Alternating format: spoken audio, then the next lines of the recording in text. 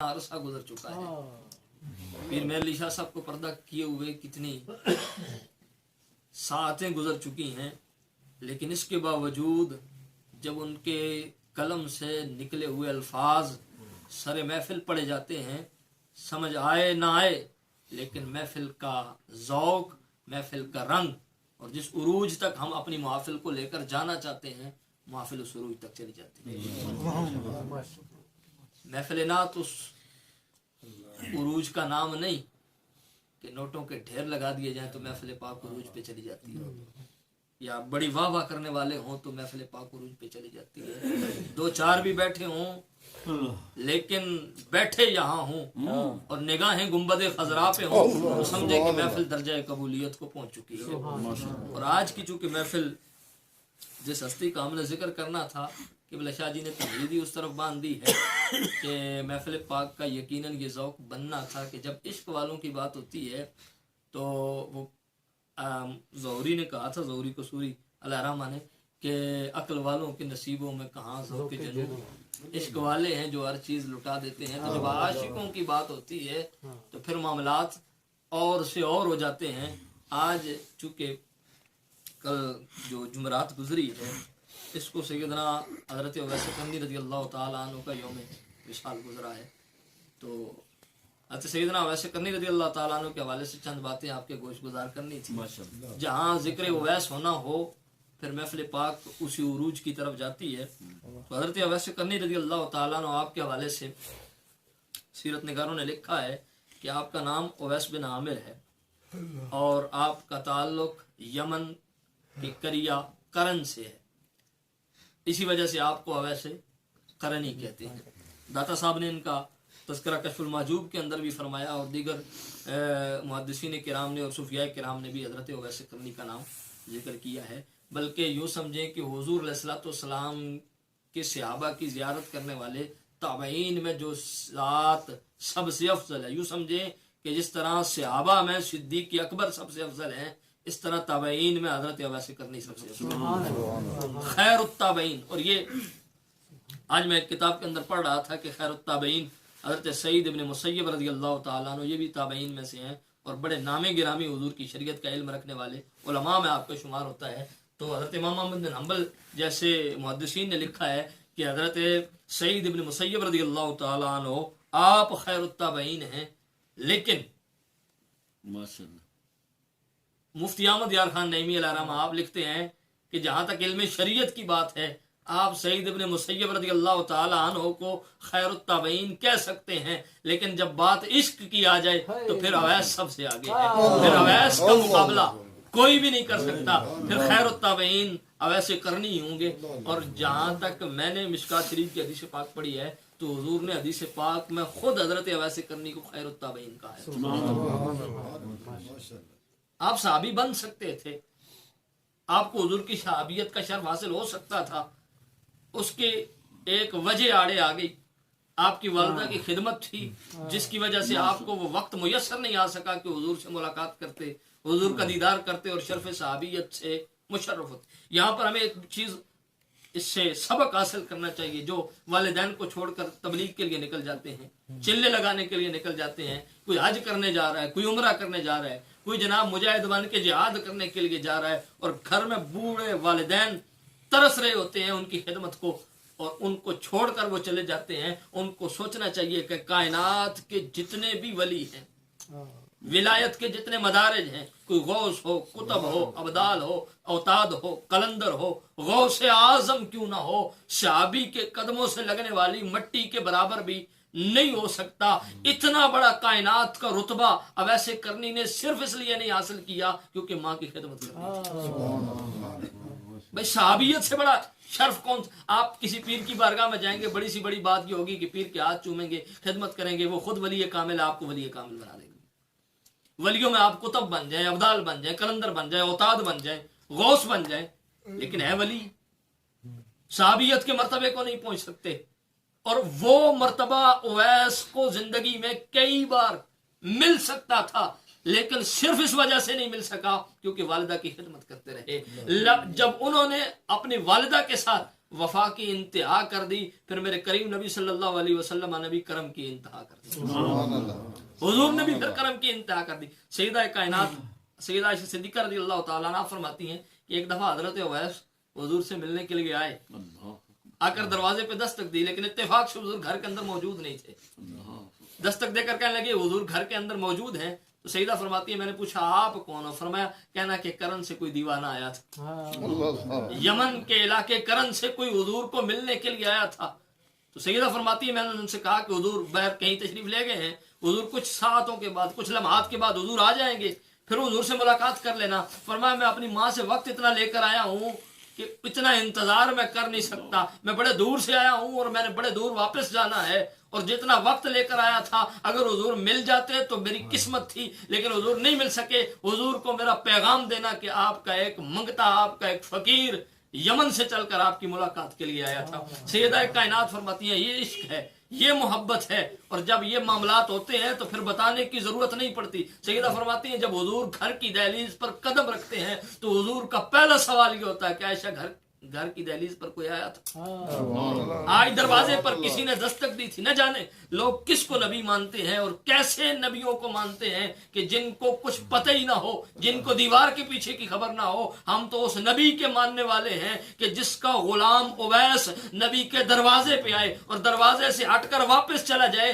نبی بغیر کسی کے بتائے نبی خود کہے عائشہ دروازے پر کون آیا تھا؟ سیدہ فرماتی یا رسول اللہ وہ تو آپ کی عدم موجودگی میں بظاہر ہے، ویسے تو ہمارا عقیدہ ہے کہ میرا نبی حاضر و ناظر ہے۔ فرمایا کہ یا رسول اللہ آپ کی بظاہر عدم موجودگی کے اندر ایک دیوانہ سا، ایک فقیر سا کرن کا علاقہ بتا رہا تھا، یمن سے اس کا تعلق تھا، کہہ رہا تھا کہ حضور سے ملاقات کرنی ہے۔ حضور نے فرمایا عائشہ وہ اویس نامی شخص ہے اور میری ملاقات کے لیے آیا تھا، اور ملاقات سیدھا فرماتی میں نے پوچھا کہ یا رسول اللہ پھر اگر اتنے دور سے چل کے آیا تھا تو پھر ملاقات کیوں نہیں کی؟ آپ کے تو چہرے کو دیکھنے کے لیے لوگ ترستے ہیں۔ ادھر صدیق اکبر جیسا صحابی کہتا ہے کہ یا رسول اللہ میری تڑپ اور طلب یہ ہے کہ نظر الی وجہ رسول اللہ، کہ کوئی ایسا لمحہ خالی ہی نہ ہو کہ نظر چہرہ یار سے ہٹے، اور وہ اویس ہے کہ آ کر نہیں دیکھتا اور آ کے واپس چلا جاتا ہے۔ حضور نے فرمایا اس کی ایک مجبوری تھی، اس مجبوری کی وجہ سے واپس چلا گیا، وگرنہ دل اس کا بھی نہیں کرتا۔ تو سیدہ کہتی ہے یا رسول اللہ آپ کو کیسے پتا چلا؟ فرمایا ہم جب دروازے کی دہلیز پر پہنچے تو ہمیں اویس کی خوشبو آ گئی۔ حضور یمن کی طرف منہ کر کے سینہ گریبان کھول کے حضور فرماتے تھے ہمیں یمن سے عشق کی خوشبو آتی ہے، محبت کی خوشبو آتی ہے یمن سے۔ پھر جب اس نے وفا کی انتہا کر دی تو پھر ادھر سے بھی کرم کی انتہا ہو گئی۔ حضور نے حضرت مولا کائنات علی المرتضیٰ شیر خدا کو اور حضرت فاروق اعظم رضی اللہ تعالیٰ عنہ کو بلا کے فرمایا یہ میرا جبہ ہے۔ سبحان اللہ، سبحان اللہ۔ راوی نے بیان کیا ہو نہ کیا ہو لیکن ذہن کے اندر صدیق اکبر کے خیال تو آیا ہوگا کہ شاید ہمیں دیا جائے، ذہن کے اندر فاروق اعظم کے خیال تو آیا ہوگا کہ جب نام ہمارا لیا گیا تو ہو سکتا ہے ہمیں عطا کر دیا جائے، ذہن میں مولا علی کی بھی یہ بات تو آئی ہوگی کہ ہو سکتا ہے ہم اخی رسول بھی ہیں، ہم حضور علیہ الصلوۃ والسلام کے داماد بھی ہیں، ہم حسنین کے بابا جان بھی ہیں، ہو سکتا ہے یہ نظر عنایت ہم پر ہو جائے۔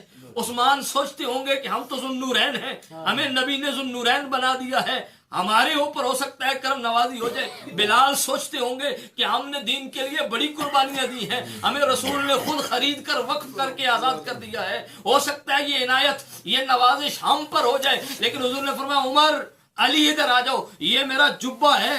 اور یہاں تک بات سنتے ہوئے ہر کوئی اس تجسس میں تھا کہ ہو سکتا ہے یہ ہمیں مل جائے، لیکن حضور نے سارے تجسس دور کر دیے، ساری حیرانگیاں ختم کر دی۔ فرمایا یہ جبہ ہے، یمن کا رہنے والا ہے، قرن اس کا علاقہ ہے، نام اس کا اویس ہے، والد کا نام عامر ہے، اور اس کے ہاتھ پر برس کے سفید داغ موجود ہوں گے۔ اس سے ملاقات کرنا اور کہنا کہ اے اویس تیرے نبی نے تیرے لیے گفٹ پیش کیا۔ سبحان اللہ، سبحان اللہ۔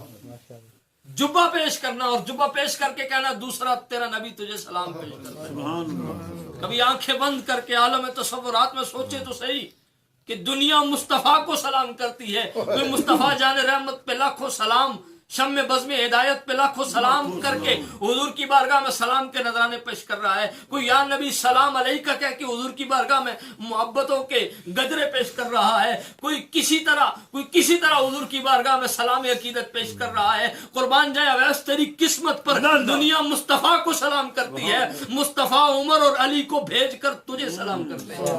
फरमाया जाके अवैस को मेरा सलाम करना। तीसरी बात फरमाया अवैस को कहना मेरी उम्मत की बख्शिश के लिए। मैं एक महफिल में था, एक दोस्त के उम्रा के लिए जा रहे थे, मैंने उनको कहा वहां जाके हमें दुआ में याद रखें। होता है कई अहबाब होते हैं, बुजुर्ग होते हैं, हम उनको कहते हैं हमारे लिए भी दुआ।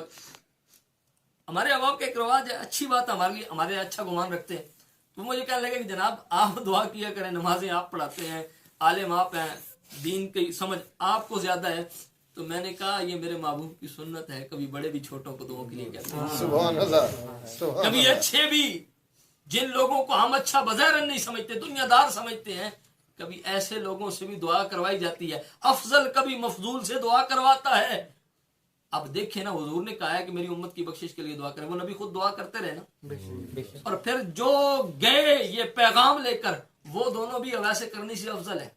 हजरत फारूक आजम भी, हजरत मौला अली भी, क्योंकि दोनों सहाबी हैं, और सहाबी गैर सहाबी का मुकाबला कोई नहीं है, गैर सहाबी सहाबी का मुकाबला नहीं कर सकता, इसलिए वो भी अफजल हैं। जो कह रहे हैं वो भी नबियों के इमाम हैं, लेकिन इसके बावजूद अवैस को दुआ के लिए कहकर नबी ने बता दिया कि कभी किसी को छोटा मत समझना, कभी कभी छोटों की भी बात वहां तक पहुंच जाती है जहां बड़ों की नहीं पहुंचती। तो उन्होंने फरमाया अवैस को मेरी उम्मत की बख्शिश के लिए दुआ के लिए कहना।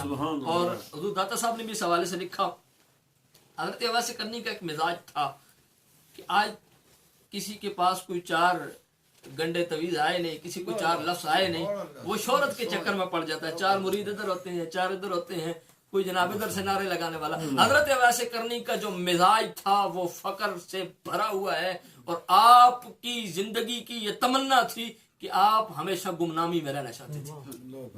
आपने गुमनाम जिंदगी गुजारी है, आपने किसी से मुलाकात नहीं की। और हुजूर ने इसलिए फरमाया कि वो शख्स ऐसा शख्स है कि अगर कसम उठा ले तो मेरा रब उसकी कसम को पूरा फरमाता है। और उसकी दुआ से अल्लाह ताला कबीला बनु कल्ब और कबीला मुजर के अफराद की उम्रों के बराबर मेरी उम्मत के गुनाहगार जो है उनकी बख्शिश फरमाएगा।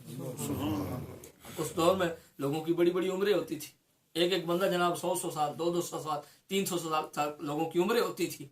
फरमाया जितने भी कबीला, एक कबीले का एक फर्द नहीं, फरमाया जितने भी कबीला के लोग हैं उनकी जितनी उम्र है अल्लाह ताला मेरे इतने गुनाहगार उम्मतियों की बख्शिश फरमाएगा। और दूसरी रिवायत के अंदर आता है कि बनु कल्ब और कबीला मुजर की जो बकरियां हैं, उन बकरियों और भेड़ों के जितने बाल हैं अल्लाह ताला वैसे करने की दुआ की वजह से उनकी बख्शिश फरमा देगा। दोस्तान मोहतरम, हजरत सैयदना अवैस करनी रज़ी अल्लाह ताला अन्हु, आपका वो मिजाज और आपकी वो शख्सियत कि एक हुजूर अलैहिस्सलातु वस्सलाम के सहाबा की ज़ियारत करने वाले और ताबी हैं हयान बिन हरम रज़ी अल्लाह ताला अन्हु। आप फरमाते हैं कि मेरे दिल के अंदर इश्तियाक पैदा हुआ, शौक पैदा हुआ कि मैं अवैस करनी से मुलाकात करूं, रज़ी अल्लाह ताला अन्हु, आपसे मिलूं, आपसे मुलाकात करूं। तो हजरत अवैस करनी की मुलाकात के अंदर, आपके शौक के अंदर, आपको मिलने की तड़प और तलब के अंदर, अच्छा कभी कभी ये होता है, हम तो कहते हैं कि यार हम जैसे गुनाहगार जो है मदीना शरीफ की हाजिरी के लिए तड़पते हैं। अवैस कैसा बंदा था कि कुछ तो वक्त निकाल लेता वालदा की खिदमत से कि हुजूर को देखा था। भाई सोच जहन के अंदर बात तो आती है ना, लेकिन बाज़ औक़ात ये होता है कि देख कर भी वो चाशनी और वो लज्जत नहीं आती जो बिन देखे रब अता कर देता है। एक अल्लाह के वली गुजरे हैं हजरत बैलोल दाना, हजरत बैलोल का आपने नाम, ये मजलूब वली है। आज एक आपको ज़ौक़ की बात बता दूं, ये मजलूब वली है और मौला कायनात से टूट कर मोहब्बत कर, इसने बड़ी मारे खाई है मौला अली के नाम पर। और ये बैलोल दाना, इसको लोग दुनिया दाना कहती है मजलूब, और मजलूब उसको कहते हैं जिसका अकल जिसे कहते हैं वो काम ना करता हो, ज़ाहिरी तौर पर उसके आवास काम ना कर रहे हो, उसको मजलूब वली कहते हैं। अब है ये दुनिया की नजर में मजलूब है, लेकिन फिर भी बैलोल दाना है, یہ مولا کائنات کی محبت کا فیض ہے کہ ان کا مجذوب بھی داناؤں سے بہتر ہے، تو پھر ان کے داناؤں کا عالم کیا ہوگا؟ ان کے جو سیانے غلام ہیں، ان کے جو عقل مند غلام ہیں، ان کی شان کا کیا عالم ہوگا؟ جو علی علی کرنے والا ہے وہ مجذوب بھی ہو تو دنیا کی نظر میں مجذوب ہے، لیکن عالم بالا میں اگر دیکھا جائے تو اس سے بڑا دانا کوئی نہیں ہے، اس سے بڑا عقل مند کوئی نہیں ہے۔ یہ مجذوب حضرت بہلول دانا، آپ دریا کے کنارے پر ریت، چھوٹے چھوٹے بچے ہوتے ہیں ریت کے گھر بناتے ہیں، تو یہ مٹی کے اندر ہاتھ رکھ کے، اس ریت کے اندر ہاتھ رکھ کے چھوٹے چھوٹے گھر بنا رہا تھا۔ ہارون رشید کا دور ہے، ملکہ زبیدہ کو لے کر وہ جا رہا تھا۔ ملکہ زبیدہ نے دیکھا بابا کیا کر رہا ہے، گئی پاس، کہنے لگی بابا جی کیا کر رہے ہو؟ بہلول دانا کے مزاج سے تو واقف تھے ہارون رشید بھی اور زبیدہ بھی، تو بابا کہنے لگا کہ میں جنتی محل بنا رہا ہوں اور بیچتا بھی۔ وہ کہنے لگی بابا بیچتے ہو؟ کہا بیچ بھی دیتے ہیں، کوئی خریدنے والا ہو تو بیچ بھی دیتے ہیں۔ ان اللہ کے ولیوں کے پاس کوئی لینے کے لیے آئے تو صحیح، یہ حضور کے فیضان کی خیرات دیتے ہیں، لیکن ہم صبح سے لے کر شام تک اگر کسی کامل کی خدمت میں بیٹھی بھی رہے تو کوئی کہے گا جی بچوں کی شادی نہیں ہو رہی، کوئی کہے گا جناب نوکری نہیں لگ رہی، نوکری کے لیے دعا کریں، کوئی کہے گا جی کاروبار نہیں چل، اور جو کچھ ان سے مانگنا ہے، جس چیز کو یہ دینے کے لیے بیٹھے ہیں، کبھی کسی نے مانگا ہی نہیں۔ یہ تو ہاتھ پکڑ کر مولا سے ملانے کے لیے بیٹھے تھے، یہ تو یار کو یار سے ملانے کے لیے آئے تھے، لیکن کسی نے اس طرف توجہ کی ہی نہیں۔ تو حضرت بہلول دانا کو کہنے لگی کہ جنت کے گھر بنا رہے ہو، بیچتے بھی ہو، دیتے بھی ہو، کہا کوئی لینے والا ہو، کوئی خریدار بنے تو بیچ بھی دیتے ہیں۔ فرمایا کتنے کا دو گے؟ فرمایا 1 درہم کا یا دینار کا، 1 درہم یا 1 دینار کا۔ کہا یہ 1 درہم یا دینار کا بیچ دیں گے۔ ملکہ زبیدہ نے 1 درہم نکالا، دے دیا، کہا بابا جی بڑی مہربانی، لے لیا۔ ہارون رشید کے پیچھے بیٹھا، کہنے لگا بابا کیا کہتا تھا؟ کہنے لگا جی وہ کہہ رہا تھا کہ یہ جنت کے محل بنا رہا ہوں تو بیچ رہا ہوں، 1 درہم میں لے لو، 1 دینار میں لے لو۔ ہارون رشید نے کہا تیرا دماغ بھی نہیں کام کرتا، تیرے سامنے وہ ریت کے بنا رہا ہے، جس طرح بچے کھیلتے ہیں اس طرح کھیل رہا ہے، اس کا بھی عقل کام نہیں کرتا اور تیرا بھی عقل بالکل جو ہے مت ماری گئی ہے۔ ویسے اس کو پیسے دینے تھے تو دے دیتے، لیکن یہ سودے بازی کرنے کی کیا ضرورت تھی؟ کون سا وہ تجھے جنت لے کر دے رہا ہے، اور ریت کے اندر کون سی جنت پڑی ہے؟ وہ پھر میرے حضرت سلطان بہو رحمہ اللہ تعالیٰ علیہ کے بارگاہ میں ایک بندہ آ گیا، کہنے لگا بابا جی تویز لکھ کے دو۔ حضرت سلطان بہو نے فرمایا جہاں دعا کر دی ہے تیرے لیے تویزوں کی کیا ضرورت ہے؟ کہنے نہیں لکھ کے دو۔ آپ نے پھر ایسے ایسے کیا، کہا لے جا۔ وہ کہنے لگا جی بابا جی عورت تھی نا، کہنے لگی بابا جی میں ان پڑھ ضرور ہوں لیکن اتنی بھی ان پڑھ نہیں ہوں، اللہ رسول کا نام تو مجھے بھی سمجھ آتا ہے لکھا ہوا، آپ نے یہ لکیریں مار کے ہمیں دے دی ہیں۔ فرمایا جلال کے اندر آ گیا، آپ نے فرمایا یہ لکیریں ہی رب کی تقدیریں بنیں گی، فرمایا یہ لکیریں رب کی تقدیریں بنیں گی۔ جب ولی موج کے اندر آتا ہے، وہ تو بظاہر ریت کے گروندے دیکھ رہا تھا، وہ بنے ہوئے چھوٹے چھوٹے مکان دیکھ رہا تھا، وہ کہنے لگا ان ریت کے مکانات کے اندر جنت کہاں ہے؟ زبیدہ نے کہا دیکھنے والی آنکھ ہو تو پھر نظر بھی آتی ہے۔ خیر وہ کہنے لگی بس ٹھیک ہے، فقیر تھا دے دیے، نہ بھی ملی تو کون سی بات۔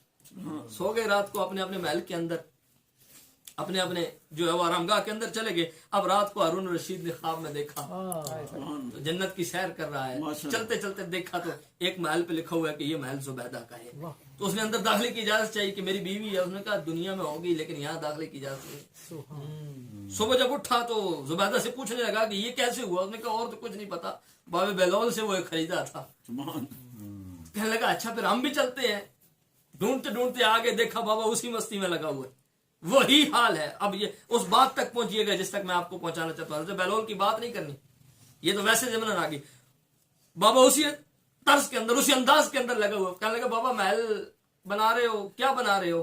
کہا جی ریت کے محل بنا رہا ہوں، اور یہ ریت کے محل نہیں ہے جنت کے محل ہے۔ فرمایا بابا بیچ دیتے ہو؟ فرمایا کوئی خریدنے والا ہو تو بیچ دیتے ہیں۔ کہنے لگا پھر کتنے کا دو گے؟ کہا 30,000 دینار کا دیں گے۔ کہا بابا ایک ہی دن میں، مہنگائی ضرور ہے لیکن اتنی بھی نہیں، اتنا بھی حساب کتاب نہیں ہے بھائی جناب، ایک دن 1 درہم اور ایک دن 30,000 درہم یا دینار، اتنی بڑی قیمت اور اتنا۔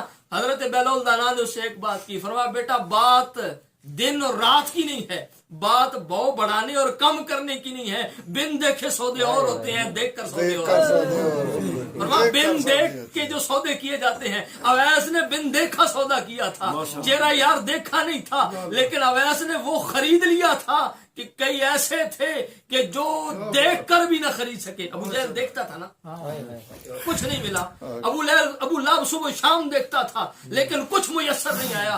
اور عتبہ, ولید اور شیبہ یہ گلیوں میں پھرتے رہتے تھے, کتوں کی طرح چکر لگاتے تھے, مسجد حرام کے پاس کھڑے رہتے تھے. مسجد حرام کے باہر قرآن نے کہا کہ مقام و تصدیہ, سیٹیاں بھی بجاتے تھے, تالیاں بھی بجاتے تھے, مصطفیٰ کی زبان سے قرآن بھی سنتے تھے, لیکن پاس رہ کر بھی کچھ نہیں حاصل کر سکے. اویس نے دیکھا نہیں لیکن بن دیکھے وہ کچھ حاصل کر لیا جو دیکھنے والوں نے نہیں. تو حضرت اویس کرنی رضی اللہ تعالیٰ عنہ آپ فرماتے ہیں کہ حضرت عیان بن حرم نے کہا, داتا صاحب نے لکھا ہے کہ وہ کہتے ہیں میں ان کی تلاش میں نکل گیا. جب گیا کرن کے اندر پتہ کیا ویسے کرنی نام کا کوئی بندہ ہے, کہنے لگے وہ پاگل, اس لوگوں نے پہلے مذاق بنایا اس پاگل کو کیوں تلاش کرتا ہے, وہ تو ہے ہی مجنون, وہ دیوانہ ہے.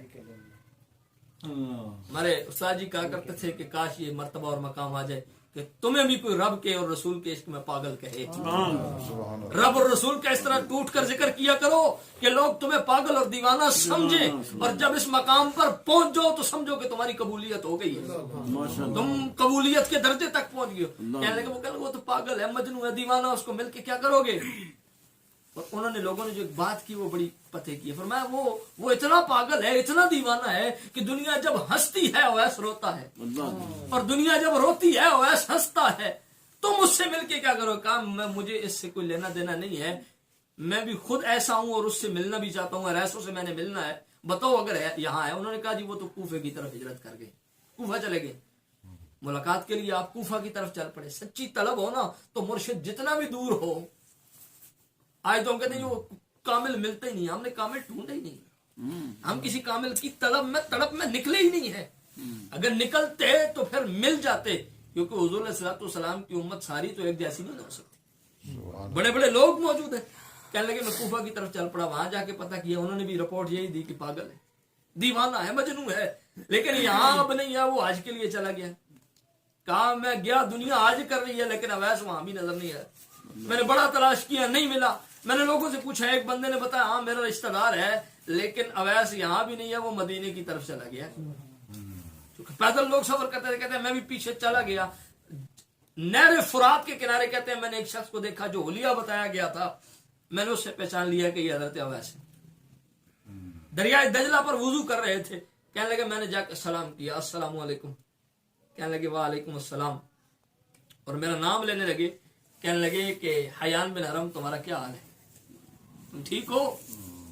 تو کہنے لگے مجھے حیرانگی ہوئی. میں نے کہا حضور آپ اویس کرنی ہے. فرمایا ہاں میں اویس کرنی ہوں. کہنے لگے یہ میری آپ سے پہلے ملاقات نہیں ہوئی, میں آپ سے پہلے ملا نہیں ہوں, لیکن میرا نام آپ کو کس نے بتایا. تو حضرت اویس کرنی نے فرمایا کہ تو مجھ سے نہیں نہ ملا, تیری اور میری روح کی ملاقات ہے آپس میں. سبحان اللہ. ہماری روحیں آپس میں ملی ہوئی ہیں, تیری روح کا میری روح کے ساتھ تعلق ہے, اور یہی اللہ والوں کی محبت ہوتی ہے, اور یہی اللہ والوں کی تڑپ اور طلب ہوتی ہے. فرمایا تیری روح کا میری روح سے رابطہ تھا, اور اس لیے میں تیری روح کو جانتا ہوں, تو صرف جسم کی بات کرتا ہے, میں واقع ہوں. میں نے کہا حضور میں آپ سے, آپ کی صحبت, آپ نے فرمایا میں لوگوں سے دور رہتا ہوں, بس میرے ساتھ ملاقات ہو گئی تو اتنا ہی کافی ہے. اب خود بھی جاؤ, اپنا کام کرو جو کچھ کرنا چاہتے ہو, اور مجھے بھی رب کی بارگاہ میں عبادت کرنے دو. اور آپ نے جو لفظ استعمال کیا, فرمایا کہ میں بہت بڑا گناہگار ہوں, میری منزل بڑی طویل ہے, میں گناہگار بہت زیادہ ہوں, میں نے اپنی بخشش کے لیے رب سے معافیاں مانگنی ہے. ہو سکتا ہے میری عمر ختم ہو جائے لیکن گناہ نہ ختم ہو, اس لیے تم میرا ساتھ چھوڑ دو. کہنے لگے حضور پھر ملاقات, میرے لیے کوئی دعا کریں. آپ نے فرمایا میں رب کی بارگاہ میں دعا کرتا ہوں, اللہ تعالیٰ جنت میں تمہارے ساتھ ملاقات کرے. سبحان اللہ. وہ حیان بن حرم کہنے لگے میں نے کہا حضور اس سے پہلے نہیں ہو سکتی, دنیا میں پھر ہو جائے. فرمایا اس سے بڑھ کر اور تجھے کیا دعا دیں, جب جنت میں تیرے ساتھ ملاقات کریں گے, اس سے بڑھ کر اور تیرے ساتھ وعدہ کیا کریں. تو حضرت سیدنا اویس کرنی رضی اللہ تعالیٰ عنہ خیر التابعین ہیں. آپ کو اللہ تعالیٰ نے جو مرتبہ اور مقام عطا فرمایا. سیرت نگار لکھتے ہیں کہ آپ جنگ صفین کے اندر ایک روایت کے مطابق مولا کائنات کے ساتھ موجود تھے. مولا کائنات کے مجاہدین میں شامل ہیں. مولا کائنات کے ساتھ انہوں نے جنگ لڑی ہے, اور صرف مولا کائنات علی المرتضیٰ شیر خدا کے ساتھ نہیں, بلکہ ایک تاریخی روایت کے مطابق آپ جو سیدنا فاروق اعظم کے دور میں نیامند کے مقام پر جنگ قادسیہ لڑی گئی, اس جنگ کے اندر بھی موجود تھے، اور بعض مورخین نے لکھا کہ آپ اسی جنگ قادسیہ میں نیامند کے مقام پر شہید ہوئے، اور بعض کہتے ہیں نہیں جو ہے شہید آپ جو ہے جنگ صفین کے اندر ہوئے، لیکن اس جنگ میں بھی آپ نے شرکت کی ہے۔ بہت بڑے مجاہد تھے، بہت بڑے اللہ کے ولی تھے، بلکہ آپ یوں سمجھیں کہ حضرت سیدنا ویسے کرنی رضی اللہ تعالیٰ عنہ کو اللہ نے جو مرتبہ اور مقام عطا فرمایا تھا، آپ کی میری سوچ اور سمجھ سے وہ باہر ہے۔ آپ نے ایک بڑی خوبصورت بات کی، حضور صلی اللہ علیہ وسلم کے صحابہ کرام جب ملاقات کے لیے گئے نا حضرت فاروق اعظم، اور لوگوں نے کچھ باتیں اپنی طرف سے بھی گھڑ لی ہیں، نہیں گھڑنی چاہیے، جو حدیث کے اندر قرآن کے اندر جس کی رہنمائی ملتی ہو یا جس کی کوئی مطلب سمجھ میں آنے والی بات ہو، اس کو کم از کم بیان کرنا چاہیے۔ تو مفتی احمد یار خان نعیمی علیہ الرحمہ نے ایک بڑی خوبصورت بات لکھی، کہنے لگے جب حضرت مولا کائنات علی المرتضیٰ شیر خدا رضی اللہ تعالیٰ عنہ گئے نا، تو دونوں کو کہنے لگے کہ آپ نے حضور سے ملاقات کی ہے، بتائیں تو صحیح کہ حضور علیہ الصلوۃ والسلام کی کتنے بال سفید تھے، حضور کے سر کے اندر، حضور کی داڑھی کے اندر کتنے بال سفید تھے۔ تو انہوں نے یہ نہیں کہا کہ ہم نے دیکھے نہیں، بڑی خوبصورت مفتی صاحب نے بات لکھی، آپ نے فرمایا انہوں نے کہا جی دیکھے ہیں لیکن ہم نے گنے نہیں، ہم نے کبھی شمار نہیں کیا، حضور کے چہرے کی زیارت کی ہے، بال دیکھے ہیں لیکن گنے نہیں۔ آپ نے فرمایا 14 بال میرے نبی کے سر کے سفید تھے، 5 بال میرے نبی کی داڑھی میں سفید تھے، اور داڑھی کی یہ جو گچھی ہوتی ہے، یہ جو تھوڑا سا بالوں کا ٹکڑا الگ ہوتا ہے، فرمایا اس میں 1 بال تھا میرے نبی کا سفید۔ گویا اویس بتا رہے تھے کہ کیا ہوا دنیا کی نظروں میں، اگر اویس نے مصطفیٰ کو نہیں دیکھا تو کیا ہوا، حضور کے چہرے کا دیدار نہیں کیا تو کیا ہوا، لیکن اویس یہ بھی بتا سکتا ہے کہ مصطفیٰ کی داڑھی کے بال کتنے سفید تھے، مصطفیٰ کے سر کے بال کتنے سفید تھے، اور مصطفیٰ کے چہرہ انور کے کیا خد و خال تھے، یہ اویس بتا سکتے ہیں۔ دوستان محترم، حضور کریم نبی صلی اللہ، اس سے ایک بات اور بھی پتہ چلتی ہے کہ اولیاء کاملین کا جو کشف ہے، کہتے ہیں اللہ کے ولی کو کشف ہوا، تو یہ کشف بھی اسی طریق پر ثابت ہے کہ اللہ کا ولی جب آنکھیں بند کرتا ہے تو اللہ تعالیٰ اس کو کئی ایسے مقامات کی زیارت کرا دیتا ہے جو بظاہر انسان کی نظر سے اوجھل پوشیدہ ہوتا ہے۔ اللہ تعالیٰ حضور کے صدقے ان چیزوں کو سمجھنے کی اور اس پر سمجھ کر عمل کرنے کی اللہ تعالیٰ توفیق عطا فرمائے۔ جتنے بھی حضور علیہ السلام کے ثنا خانہ خوبصورت انداز میں حضور علیہ السلام کا ذکر کیا، اور اللہ تعالیٰ حضور علیہ السلام کے توسل سے ان کو اپنے عقیدے کی صحیح طریقے پر ترجمانی کرنے کی، حضور علیہ السلام کا ذکر اور حضور کی آل کے ساتھ اور صحابہ کے ساتھ وفا کرنے کی اللہ تعالیٰ آپ کو مجھے سب کو توفیق عطا فرمائے۔ یار زندہ صحبت باقی وما علینا الا البلاغ۔